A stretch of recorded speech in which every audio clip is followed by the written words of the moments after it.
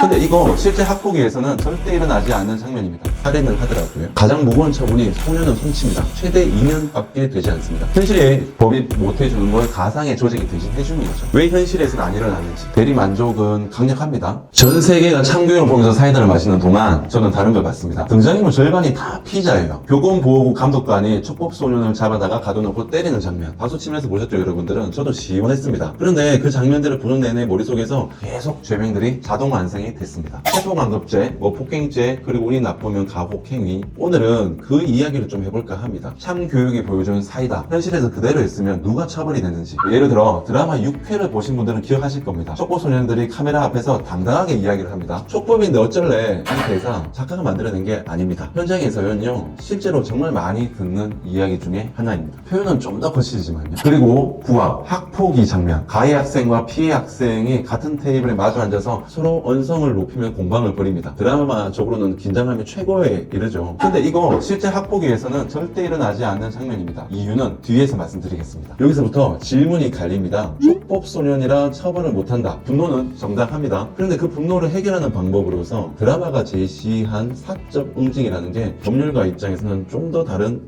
문제입니다. 자, 먼저 정리를 하겠습니다. 촉법소년은 만 10세 이상 14세 미만의 사람입니다. 형법 제9조에 의하면요, 형사 미성년자에 관해서 나오는데요, 이 나이대는 형사처벌, 즉 정과를 받을 수 없습니다. 대신 소년법상 보호처분을 받습니다. 가장 무거운 처분이 소년은 송치입니다. 최대 2년밖에 되지 않습니다. 살인을 하더라도요. 여기서 대중이 분노하는 포인트는 처벌을 안 한다인데, 정확하게 말하면 처벌의 형태가 다르다입니다. 정과는 남다르지만 소년원은 갑니다. 다만 현장에서 체감하는 문제는 따로 있습니다. 보호처분 결정까지 걸리는 시간, 그리고 보호처분이 끝난 후에 재범 방지 장치가 부실하다는 것. 드라마가 분노를 자극한 지점은 정확하게 여기입니다. 처벌의 유무가 아니라 처벌의 체감도입니다. 이 일을 하면서, 변호사 일이요, 하면서 자주 보는 패턴이 있습니다. 촉법소년 사건은요, 피해자 측이 가장 좌절하는 게요, 그래서 이제 어떻게 되는 거냐라는 질문에 명확하게 답을 해드릴 수 없다라는 겁니다. 보호처분은 비공개로 진행이 되고요, 피해자에게 결과가 상세하게 통지되지 않는 경우가 많이 있습니다. 드라마는요, 그 좌절감을 사적 복수로 해소시켜주지만은요, 현실은 그 좌절감을 그냥 견디게 만들 뿐입니다. 하다 못하면 피해자의 학부모들이 민사소송을 제기하는 경우는 있지만,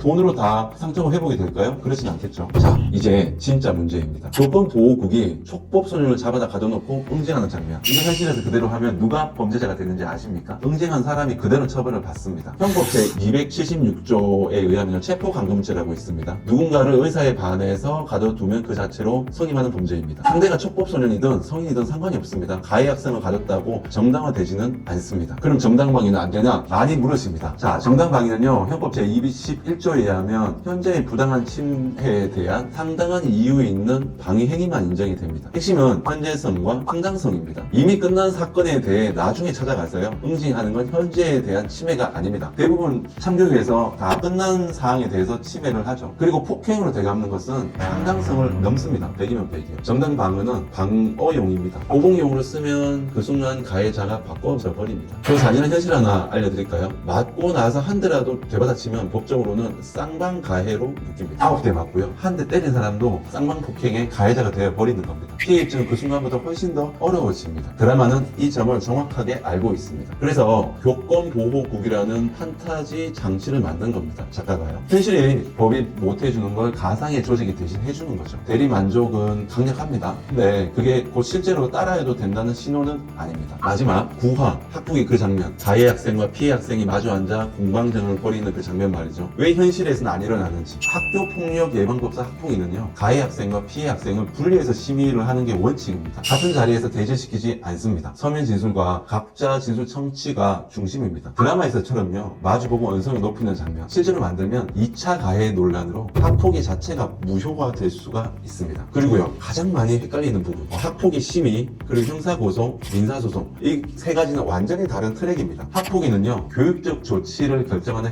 행정적인 절차입니다. 형사고소는요, 별개로 경찰, 검찰에서 진행을 해야 되고요. 민사소송에 따른 손해배상은요, 별도로 민사소송을 걸어야 됩니다. 학폭에서 졌다고 형사처벌이 자동으로 따라오는 건 아니고요. 학폭에서 이겼다고 손해배상이 자동으로 따라오지도 않습니다. 세 가지를 다 챙기려면 세 가지를 다 따로 진행을 하셔야 됩니다. 드라마는 이걸요, 한 화면에 압축해서 보여주지만 현실은 서로 세 개의 뭉치와 최소 몇 달의 시간으로 흩어져 있습니다. 자, 참교육. 전 세계 1위를 찍은 이유 저도 충분히 이해를 합니다. 사람들은 즉각적인 정의를 보고 싶어 합니다. 가해자가 응징당하는 그 쾌감, 현실에서는 없으니까요. 그런데 현실의 법은 그 쾌감을 주는 대신 다른 걸 줍니다. 시간, 서류, 그리고 안내, 막연하게 기다려야 됩니다. 돈이 듭니다. 드라마는 sak적 복수를 구부작으로 채웁니다. 현실은 학폭이 서류 한 장으로 9개월을 채워야 되며 어느 쪽이 더 잔인한지는 직접 겪어본 사람만 알 수 있을 것입니다. 이 이야기 자녀를 키우는 분들한테 꼭 전해주십시오. 드라마처럼 응징하다가 가둬지는 건 가해 학생이 아니라 보호자 본인일 수 있습니다. 오늘 여기서 마치도록 하겠습니다. 감사합니다.